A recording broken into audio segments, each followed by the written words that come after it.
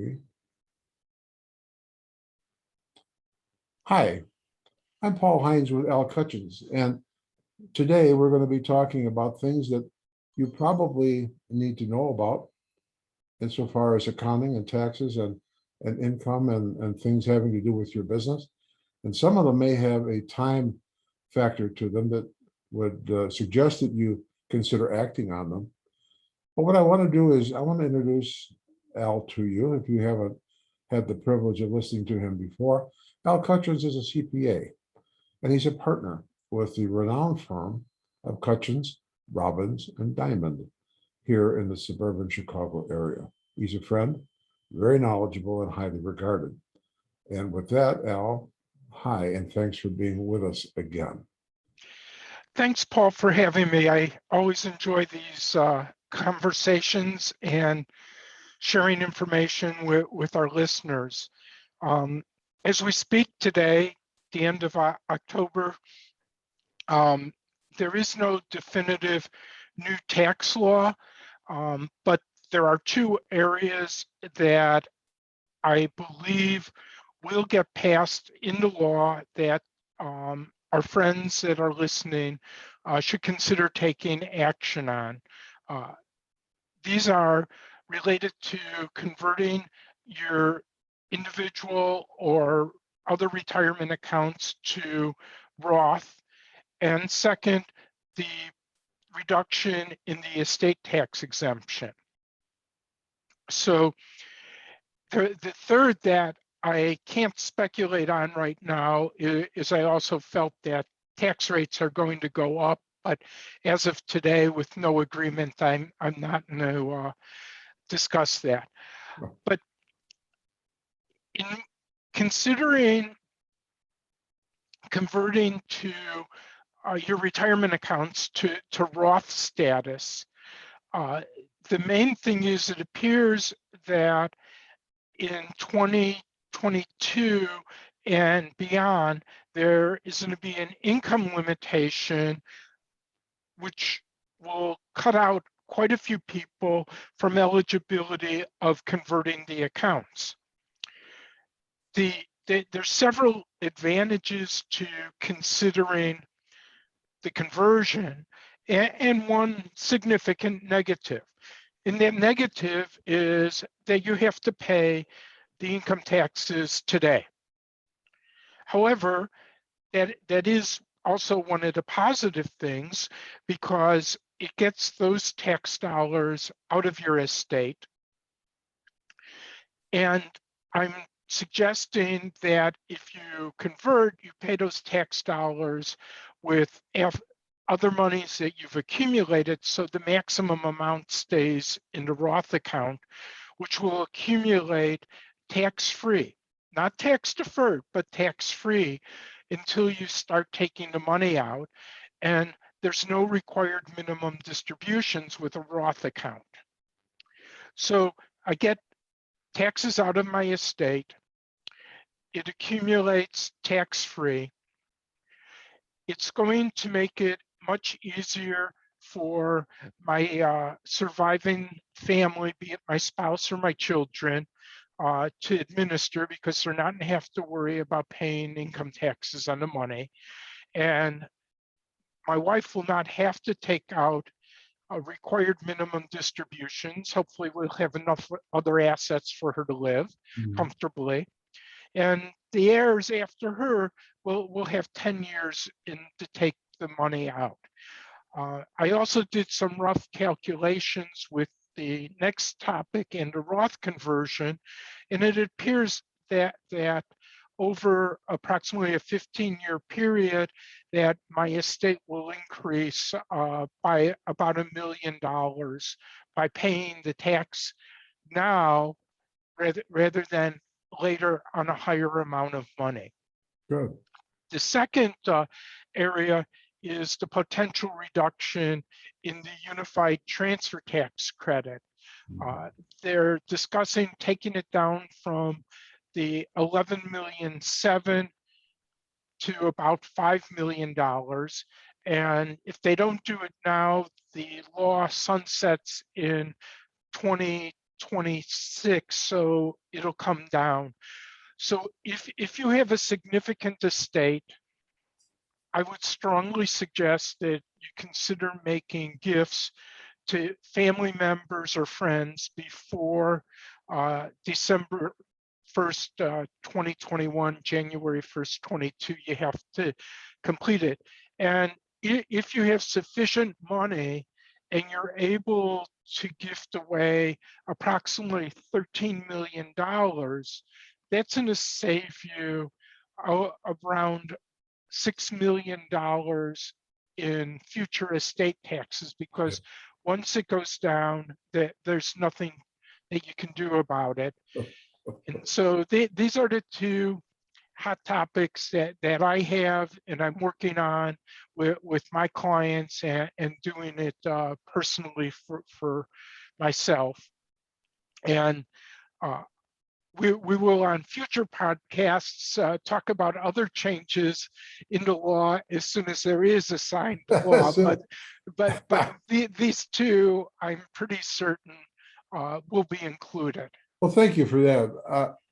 Among the things that probably rest prominently in the minds of business owners right now would be a subject like the cost of money and inflation. What are some of your basic views on where inflation may be going now in the next year or so?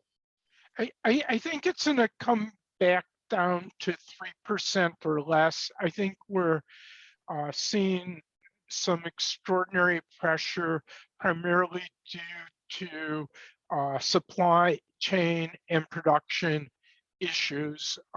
Virtually every one of our clients, including ourselves, are having challenges getting qualified team members, employees to work. And we can't turn out as much services, as much goods as we would in a normal situation. And as we hear on the news, there's about twice as many open positions as there are people that are unemployed.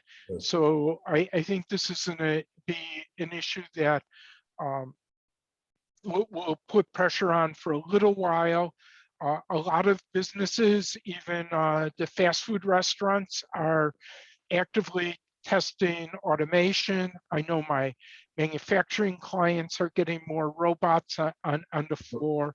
And I think those steps will eventually help ease the supply chain. I think President Biden last week said that the docks are going to be operating 24/7. So hopefully the container trucks will start getting unloaded off of the boats. There's a shortage of truck drivers. So, it's still going to take a little while to get all the merchandise to where it belongs. This time of year, many business owners take one of two paths. One is to consider growth in the year to come, and the other is positioning and preparing for the possible transition out of business.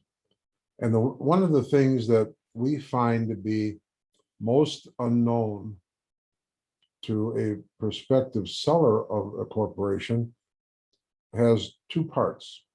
One is, what is the current value of my business and how can I get a thumbnail view of it myself? And how can I calculate how much I'm going to keep, presuming it would be a select asset transaction at the end of a transaction when I'm no longer the owner, but I'm sitting with a pot of money, hopefully investing it and having enough to invest. What comments might you add to that, Al? It's a great question, Paul. And there are no real easy answers. I generally advise my clients to plan on paying 30% taxes on their gain. Okay. And, if you're, most entities are now operating as flow-throughs, either an LLC or an S Corp. So if you look at your capital accounts at the end of the year and subtract that from your sales price, you'll be in the ballpark on what your gain is. Good.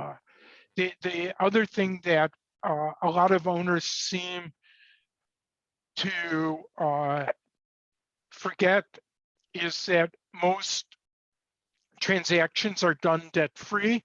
So your payables, any bank loans and things like that are subtracted from your cash proceeds. So if your balance sheet is fairly heavily laden with debt, then your cash that's available to invest after taxes is going to be further reduced.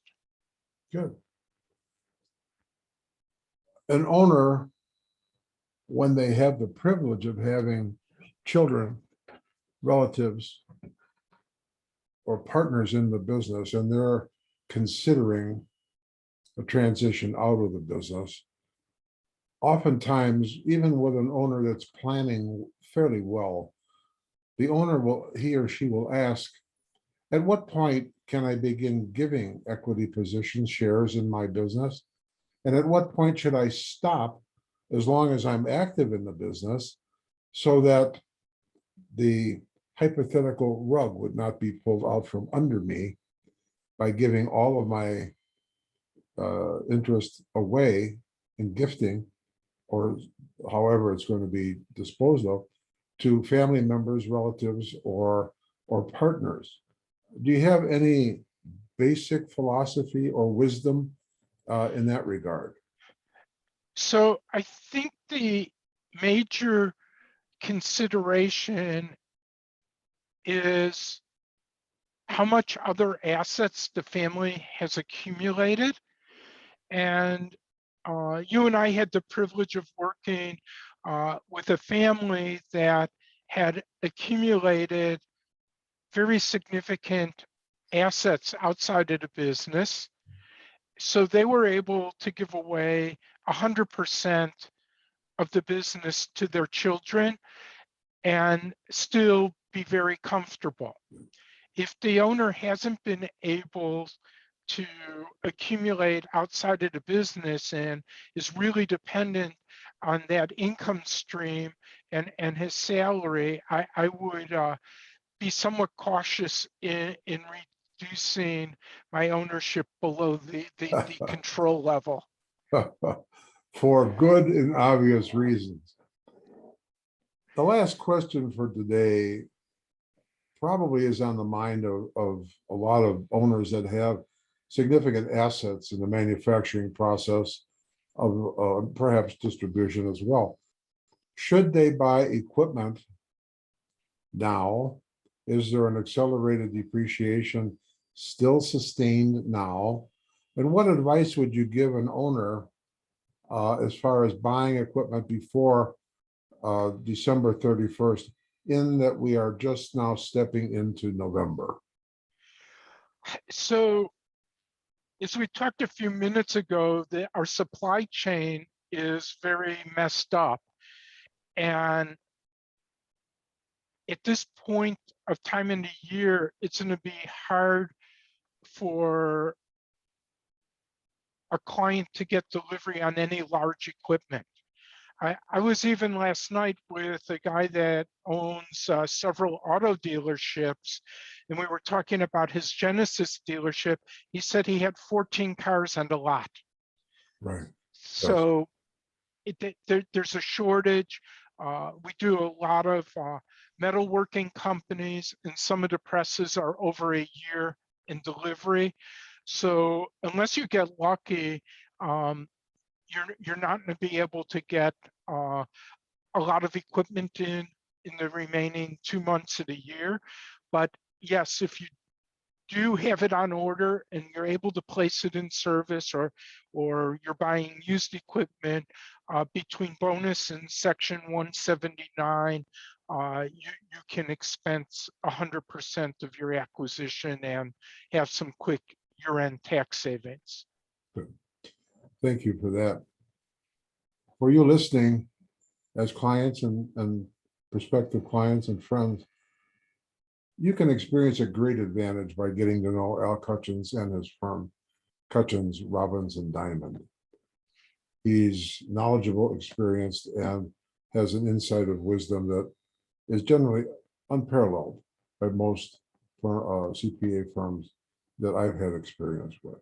Al, how could a listener get in touch with you? What method would you prefer? So my direct phone number is 847-278-4335. And I can also be reached at Kutchins, Kutchins, at krdcpas.com.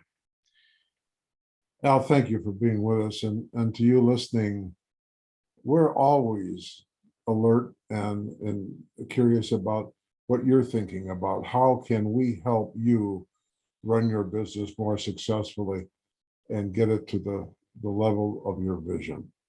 I'm Paul Heinze with Goldberg Heinze Business Advisors, and Al Kutchins, thank you again. And we look forward to having you with us in the very near future. Thanks, Paul. That's it for now. And thanks for listening. Bye.